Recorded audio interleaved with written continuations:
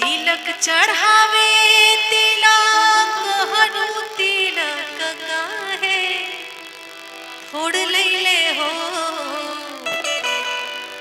मोर भैया पढ़ल पंडितवा तिलक काहे फोड़ लैले हो। मोर भैया पढ़ल पंडितवा तिलक काहे फोड़ लैले हो। तिलक चढ़ावे तिलक हरू तिलक काहे फोड़ लैले हो। तिलक चढ़ावे तिलक हरू तिलक काहे फोड़ लैले हो। मोर बाबू पढ़ल पंडितवा तिलक काहे फोड़ लैले हो। मोर भैया पढ़ल पंडितवा तिलक काहे फोड़ लैले हो।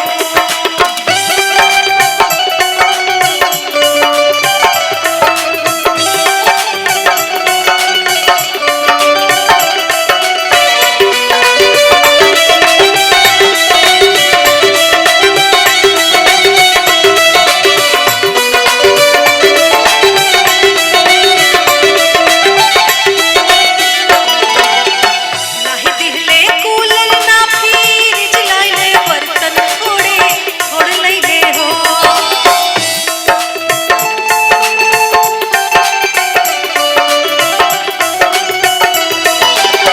नहीं दिहले कूलर ना फ्रिज बर्तन भी फोड़े फोड़ लैले हो। हमर भैया पढ़ल पंडितवा तिलक काहे फोड़ लैले हो। मोर बाबू पढ़ल पंडितवा तिलक काहे फोड़ लैले हो।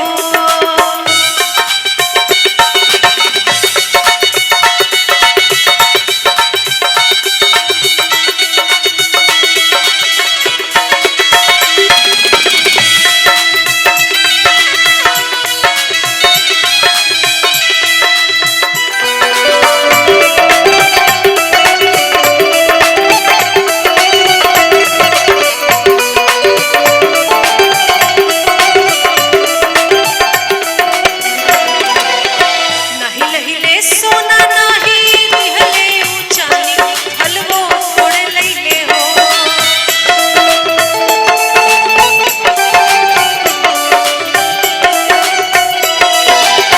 नहीं लहिले सोना नाही चांदी का फलवो फोड़े फोड़ लैले हो। हमर बाबू पढ़ल पंडितवा तिलक काहे फोड़ लैले हो। मोर भैया पढ़ल पंडितवा तिलक काहे फोड़ लैले हो। तिलक चढ़ावे तिलक हरू तिलक काहे फोड़ लैले हो। तिलक चढ़ावे तिलक हरू तिलक काहे फोड़ लैले हो।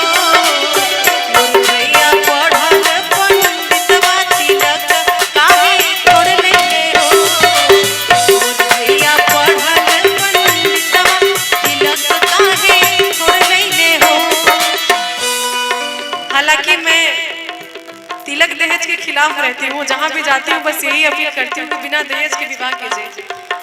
लेकिन फिर भी नियम तो नियम है, क्योंकि इतने समय से प्रथा चली आ रही है कि जितने भी गीत हैं उसमें समधी बेचारे को गाली ही सुननी है, साले को गाली ही सुननी है। अरे समधी करार कैले सोने के चनावा, समधी करार कैले सोने के चैनवा। अरे पितरों के नइखे ठेकाना जे समधी बेईमाना। कि पितरों के नइखे ठेकाना जे समधी बेईमाना। तो ठग लिहले बबुआ हमारा जी समधी बेईमाना। ठग लिहले बबुआ हमारा जी समधी बेईमाना। पितरों के नइखे ठेकाना जे समधी बेईमाना। पितरों के नइखे ठेकाना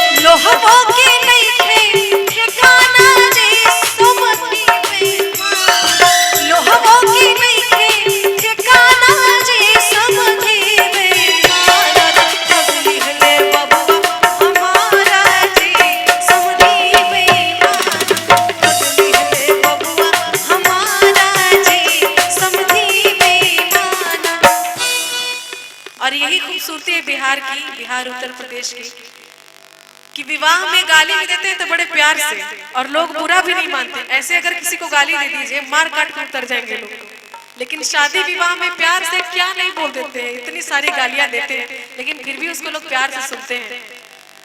जो तिलक वाले लड़की वाले के साइड से आए होंगे कह रहे होंगे कि इन लोगों ने क्या कम गालियां दी थी जो आप भी शुरू हो गए। लेकिन तिलक है और ये शुभ माना जाता है, गीत वगैरह शुभ होता है, गाना चाहिए। और मैंने सोचा कि जिस ओकेजन में आई हूँ उसके लिए तो एक गीत बनता है, एक गाना बनता है। और आखिर में नाही दिहले गोदरेज नाही दिहले फ्रिज ना कूलरवा, नाही लैले गोदरेज नाही लैले फ्रिज ना कूलरवा। अरे मोर भैया पढ़ल पंडितवा कंजूस इनकर सारा